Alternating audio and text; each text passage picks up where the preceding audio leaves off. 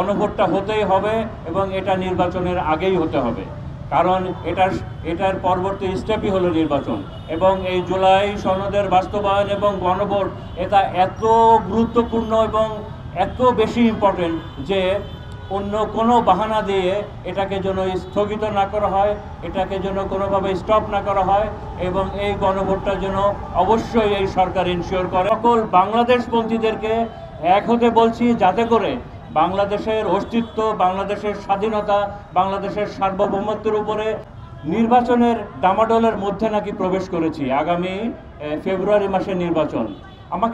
আমি জিজ্ঞাসা করতে চাই, আচ্ছা এটা কি, কোন ধরনের নির্বাচন? এটা কি সেই পুরনো বন্দোবস্তের নির্বাচন, নাকি নতুন কোনো ঘরানার নির্বাচনে আমরা যাচ্ছি? আমরা কি আওয়ামী লীগকে, পুরনো আওয়ামী লীগকে আমরা কোনো নতুন আওয়ামী লীগ দ্বারা প্রতিস্থাপন করতে যাচ্ছি? সংস্কারের কোনো কিছু তো আলোর মুখ দেখে নাই, আমাদের চোখের সামনে আসে নাই। তো আমরা সেই পুরনো অন্ধকারের যুগে কোনোভাবেই ফেরত যাইতে চাই না, এবং তার জন্যে ন্যূনতম যে বিষয়টা করতে হবে সেটা হলো জুলাই সনদের বাস্তবায়ন।